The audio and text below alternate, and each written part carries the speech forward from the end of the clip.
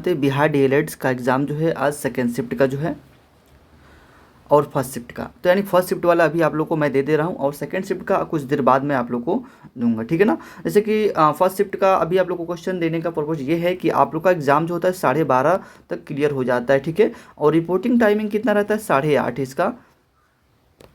उसका reporting time second shift वाला का देखा जाए 1:30 है आपका रिपोर्टिंग टाइम, मतलब आप इस समय पर चले जाना है आपको, इससे पहले आप जा सकते हैं। और यहाँ पे आंसर की देख रहे हैं आज जो पूछा गया प्रश्न, सभी प्रश्न आप लोग को यहाँ पे मैं बता देता हूँ।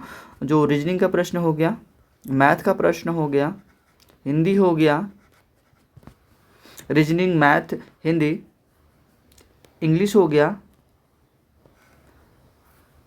आपको जीएस हो गया, जीके जीएस, साइंस, इसमें साइंस का प्रश्न और जीके जीएस, तो सभी प्रश्न मिलाकर आपको 120 अंक का है और 120 अंक टोटल मिलेगा, माइनस मार्किंग नहीं है। बिल्कुल आप जब पहली बार एग्जाम दे रहे हैं सीबीटी मूड में, कंप्यूटर बेस्ड टेस्ट पहली बार दे रहे हैं, कंप्यूटर बेस्ड टेस्ट पहली बार दे रहे हैं, तो आप लोग इसमें माइनस मार्किंग नहीं है, तो फिर भी आप लोग पूरा क्या करें, पूरा सॉल्व करके और पूरा टिक लगा कर आएँ। इसमें कोई आप लोग को नंबर कटने वाला नहीं है, बिल्कुल नहीं नंबर कटेगा।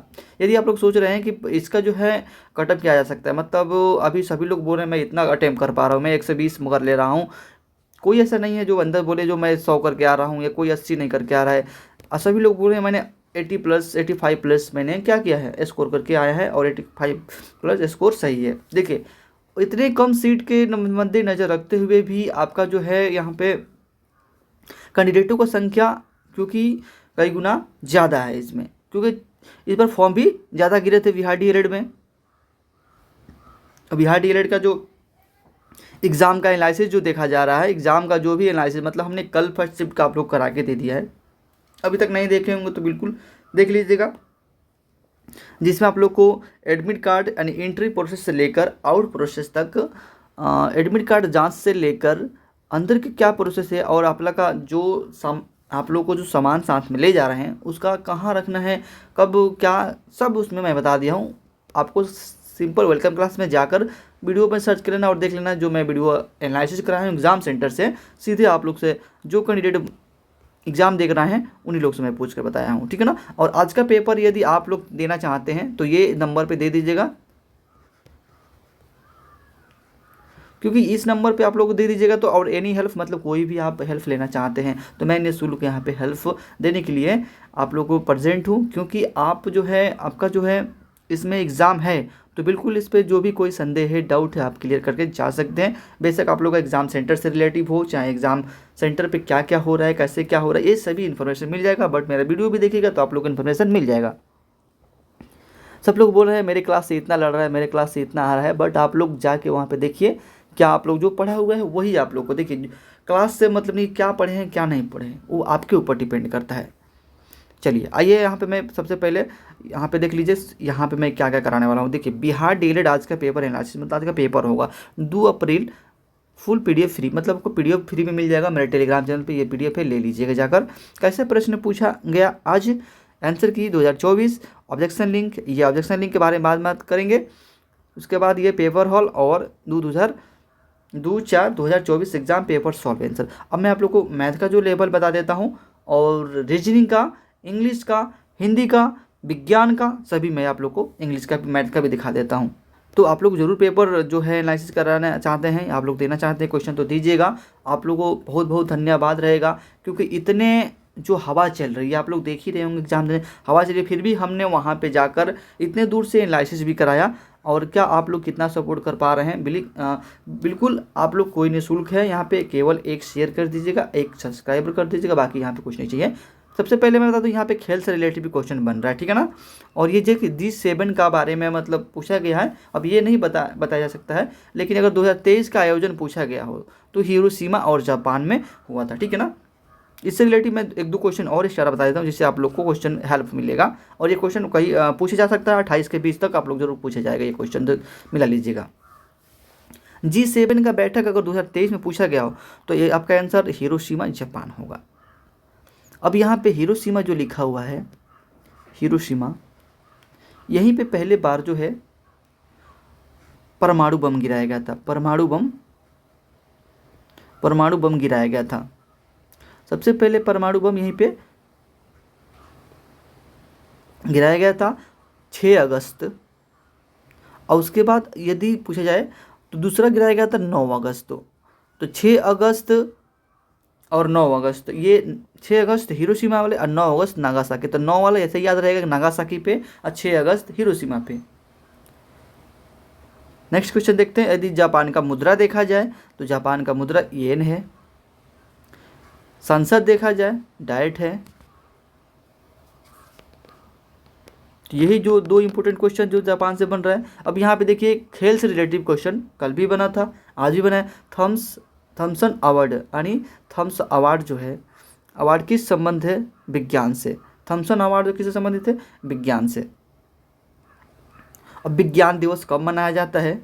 विज्ञान दिवस अगर पूछा जाए, खेल दिवस पूछा जाए तो ये दोनों आप लोगों को कमेंट सेक्शन में उत्तर देने के लिए तैयार रहिएगा। जरूर कमेंट में उत्तर दीजिएगा।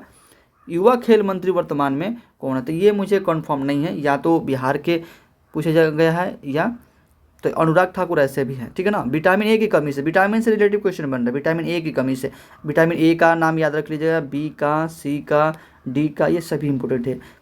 इसका रेटिनॉल है, इसको बोलते हैं बेरी बेरी रोग होता है विटामिन बी से, और ये होता है स्कॉर्बी रोग विटामिन सी का। और विटामिन डी जो होता है ये अस्थियों से संबंधित है। विटामिन डी जो है रेटिनॉल जो है ना, डी विटामिन, तो ये क्या होता है जो अस्थिया का जो होता है जो अष्टन मोड़न हो जाता है विटामिन डी की कमी से होता है।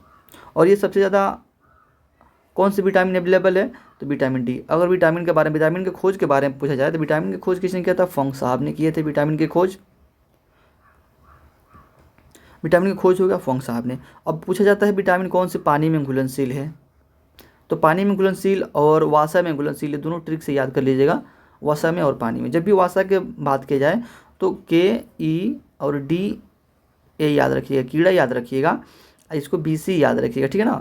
तो एकमात्र ऐसा जो पानी में घुलनशील है जो बी सी है, और ये सब वासा में घुलनशील है, ठीक है ना। तो कीड़ा याद रखिए, के, विटामिन ई, विटामिन डी याद रखिएगा, विटामिन ए ये जो वासा में, और बी सी जो क्या तो पानी में घुलता है, ठीक है। भारत की कोकिला, भारत की कोकिला किसे कहा जाता है? सरोजिनी नायडू से। बिहार से क्वेश्चन बना है। बिहार के पहले उपराज्यपाल पूछा गया, उपराज्यपाल राज्यपाल पूछा गया था, राज्यपाल पूछा गया था। और आज भी पूछा जाता है बिहार दिवस कब मनाया जाता है? ये आज का प्रश्न है। अब आपको मैथ का प्रश्न मैं बात करूं, ये टोटल मैथ का प्रश्न जो बात करूँ, अभी मैं आप लोगों को जो इतना ही क्वेश्चन मतलब आप लोगों को प्रोवाइड कर रहा हूँ, क्योंकि ये क्वेश्चन मुझे जो दिया गया है वो मुझे टोटली कंफर्म नहीं लग रहा है। बट ये है कि आप लोग क्या इस क्वेश्चन ऐसा पूछा गया, तो आप लोग एक बार कमेंट सेक्शन में यस लिख दीजिए, ताकि मैं इसका PDF बनाकर पूरा फुल एंड फाइनली एनालिसिस करा दूँ आपको। अब यहाँ पे देखा जाए, ये बिहार की कोकिला पहले देख लीजिए। भारत की कोकिला जो है सरोजिनी नायडू। बिहार दिवस पूछा गया था। गौतम बुद्ध के बारे में कल पूछा गया था। इनका जन्म स्थान पूछा गया था। हो सके जन्म कब हुआ था ये भी पूछ लिया जाए। कितने संगीत आयोजित हुआ था ये भी पूछ लिया जाए। स्वर्ग कोकिला पूछा गया था। भारत के प्रधानमंत्री बनने के लिए न्यूनतम उम्र कितनी होती? कल राष्ट्रपति से संबंधित पूछा गया था, आज प्रधानमंत्री से, आर्टिकल से, अनुच्छेद से संबंधित प्रश्न पूछा गया था। तो आर्टिकल से संबंधित प्रश्न कल पूछा गया था। 93वें संविधान संशोधन और दल बदल कानून संशोधन आज पूछा गया है, ये भी याद रख लीजिएगा। प्रधानमंत्री न्यूनतम उम्र कितनी होनी चाहिए? 35। राष्ट्रपति का पूछा था तो 35, उपराष्ट्रपति पूछे तो 35 याद करके रखिएगा। ये दोनों 35 है। अब बातें की जाए जैसे कि आर्टिकल से, तो आर्टिकल याद रख लीजिएगा, भाग याद रखिए संविधान का, संशोधन याद रखिए। ये सभी कहीं से ना कहीं से प्रश्न पूछा जाएगा। हिंदी के प्रश्न देखिए, हिंदी का प्रश्न जो पूछा गया है, हिंदी का प्रश्न थोड़ा सा मैं यहाँ पे जो स्पेस है यहाँ बताने की कोशिश कर रहा हूँ। देखिए हिंदी का प्रश्न, समास, संधि विच्छेद, संधि विच्छेद, समास हो गया, संधि विच्छेद हो गया, समास, संधि विच्छेद, तद्भव, तत्सम, मुहावरा, विलोम शब्दों, पर्यायवाची शब्दों, ये सभी पढ़ के जाइए ना। देखिए नहीं निकल रहा है तो बोलिए। ये आप लोग ध्यान रखिए, क्योंकि पहली बार CBT मोड पे हो रहा है ना, तो थोड़ा सा क्वेश्चन क्या है, लेवल लो रहेगा। अब जैसे जैसे आप लोगों का डेट बढ़ेगा, जैसे जैसे डेट आप लोग को बढ़ते जाएगा, तो एग्ज़ाम क्या होगा, फाइनली हार्ड होते रहेगा। क्योंकि पहले दिन किसी भी एग्ज़ाम को देखिएगा, फर्स्ट शिफ्ट का एग्ज़ाम जो होता है, क्योंकि पूरे जो होता है दिखाना होता है कि किस लेवल पे हमें सवाल देना है, और यहाँ पे जब भी रिव्यू होता है पहला ही सबके होता है, कहीं भी ना कहीं रिव्यू होता है, किसी चीज़ का एग्ज़ाम उठाकर देखिए नॉर्मली होता है। सेकेंड शिफ्ट जाइए, थर्ड शिफ्ट जाइएगा, दूसरे दिन जाइए तो आप लोग का ये एग्ज़ाम हार्ड होते जाता है थोड़ा सा, तो ध्यान दें। और क्या हार्ड और क्या नॉर्मल, जब पढ़े रहिएगा तो पूरा एग्ज़ाम जो आप लोग को ईजी लगेगा, नहीं पढ़िएगा तो हार्ड ही रहेगा। तो इसलिए ना हार्ड पर रोया जाएगा ना ईजी पर रोया जाएगा, ठीक है ना, हमें पढ़ के जाना है। बाकी अब आप लोग को मैथ CI पढ़ लीजिएगा, प्रॉफिट पढ़ लीजिए, लॉस पढ़ लीजिए, SI पढ़ लीजिए, उसके बाद आयत क्षेत्रफल पढ़ लीजिए, 2D 3D डायमेंशन पढ़ के जाइए, देखिए बन रहा है कि नहीं। ब्रिज से क्वेश्चन बन रहा है। अब रीजनिंग में देखा जाए, रीजनिंग में सीटिंग अरेंजमेंट से पढ़ के जाइएगा, आपको क्वेश्चन मिलने वाला है, क्योंकि आज के प्रश्न में मुझे रीजनिंग से इतना ज्ञात नहीं है ताकि मैं आप लोगों को बता सकूँ। थोड़ा क्वेश्चन को, ये जो है सेशन को शेयर कर दीजिएगा, ताकि आप सभी के बीच जो भी है मैं शाम तक प्रोवाइड कराऊंगा, दोनों शिफ्ट का प्रश्न टोटल पेपर पे प्रोवाइड करा दूंगा, ठीक है ना। ले लीजिएगा, फ्री में ले लीजिएगा वो लोग, थोड़ा सा शेयर करिए।